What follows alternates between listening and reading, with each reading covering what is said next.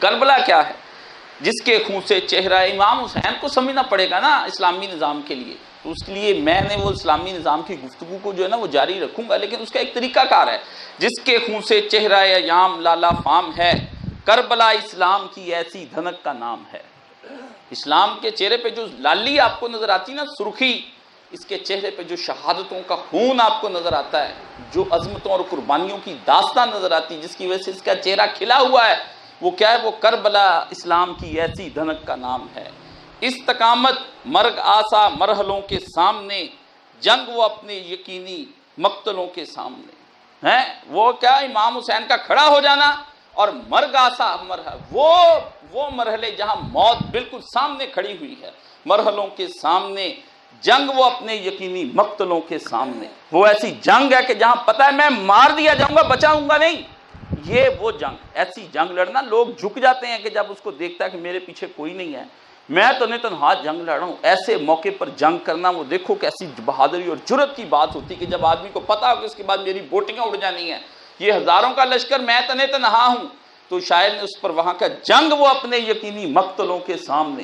کہتا ہو کیا وہ جنگ ہوگی جب اپنے بندے کا کٹ جانا وہاں واجب ہو گیا، ٹھہر گیا، تقدیر میں لکھ دیا گیا کہ تو مرا ہی مرا اس جنگ کے اندر. وہاں پھر وہ جنگ کس طرح، کیا اعصاب شکن ہوگی یا مضبوط اعصاب کے ساتھ لڑی جائے گی؟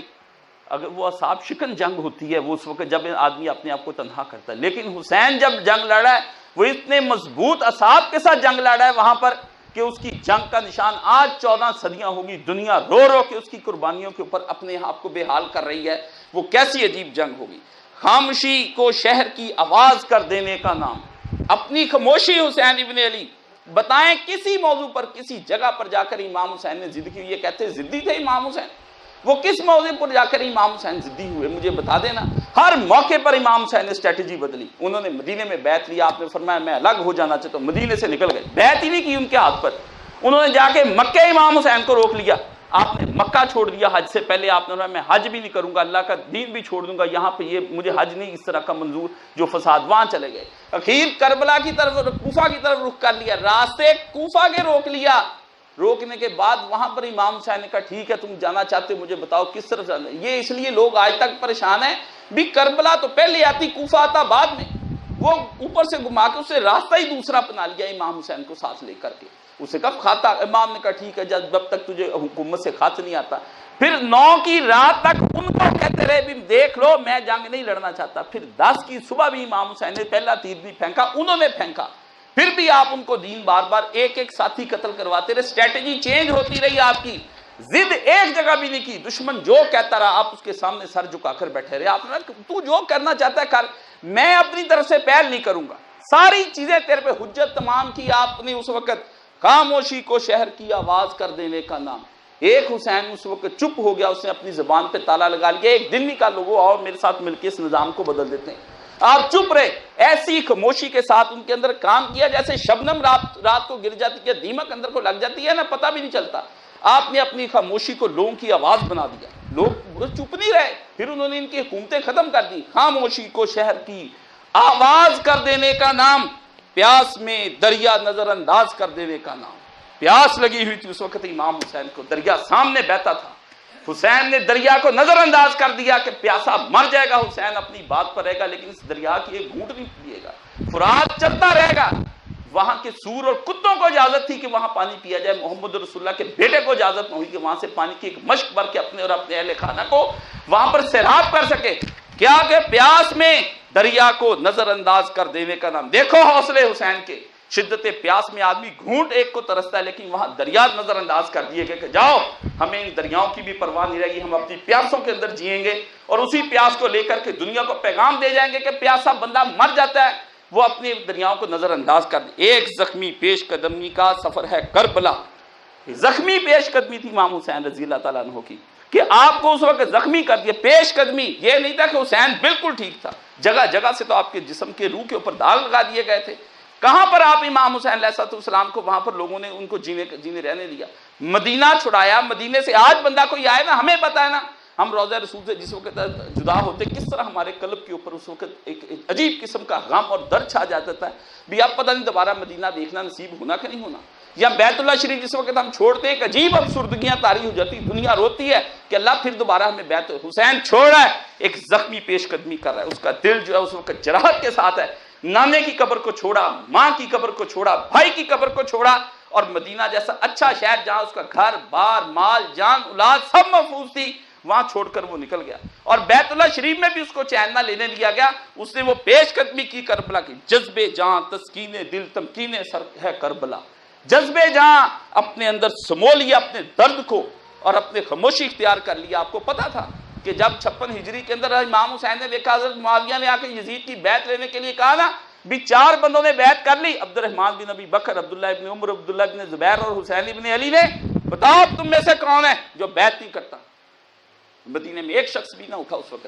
حسین نے اسی دن سمجھ لیا نانے کا دین رون دیا گیا. حضرت معاویہ کی زندگی میں ہی سمجھ لیا کہ وہ حریت, وہ آزادی جو رسول اللہ صلی اللہ علیہ وسلم لوگوں کو دیتے تھے, جس کے لیے ابو بکر اور عمر نے لوگوں کو پوچھا کہ بتاؤ کس طرح کے ہم حکمران ہیں. لوگوں نے بھرملا کہا کہ تمہاری یہ چادر کہاں سے آئی, ہمیں چادر کا جواز چاہیے, ہمیں جب تک چادر کا جواب نہیں ملے گا ہم نہ تمہاری اطاعت کریں گے نہ تمہاری بات مانیں گے. حسین نے دیکھا پورے کا پورا مجمع چپ ہو کے بیٹھا. ایک آدمی, اس کے لیے تو کربلا اسی دن ہو گئی تھی 56 ہجری میں, جس دن حضرت معاویہ اپنے بیٹے کے لیے وہاں پر بیعت لینے کے لیے آئے تھے.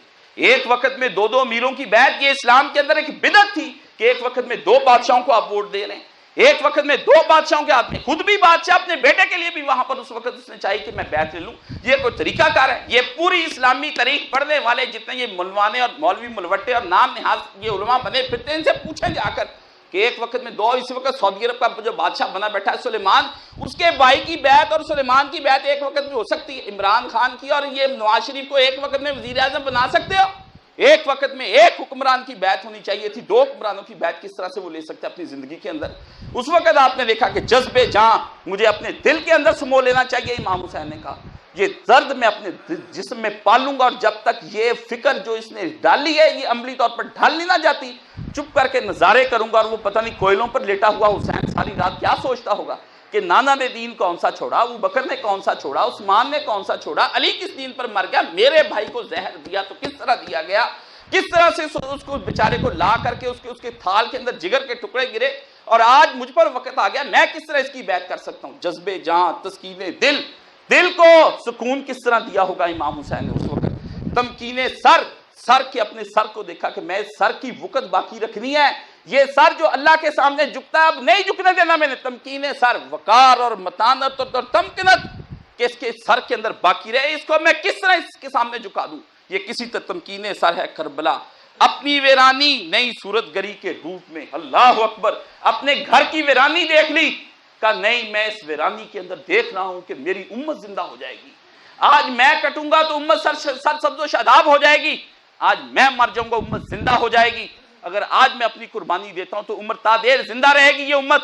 آپ نے فرمایا اپنی ویرانی نئی صورت گری کے روپ میں نصب کر دیا جری شبنم کا خیمہ دھوپ میں. امام نے اس وقت اپنا ایک خیمہ جو شبنم کا تھا نا, مضبوط ہو کر, شبنم کا خیمہ, کمزور تھے امام, دھوپ جب آتی ہے تو شبنم اڑ جاتی, لیکن دھوپ کے مقابلے میں حسین ابن علی نے اپنا خیمہ بنا کر وہاں پہ رکھ لیے کہ تو ہنر آزما ہم جگر آزمائیں, تو دھوپ میرے خیمے کو اڑا. اپنا خیمہ شبنم کا تھا, معمولی سا, معمولی ایک حسین, اور تنہا ہزاروں لوگ. کیا تھا؟ دھوپ, یزید کی بنائی ہوئی دھوپ, اس کے باپ کی بنائی ہوئی دھوپ ہے.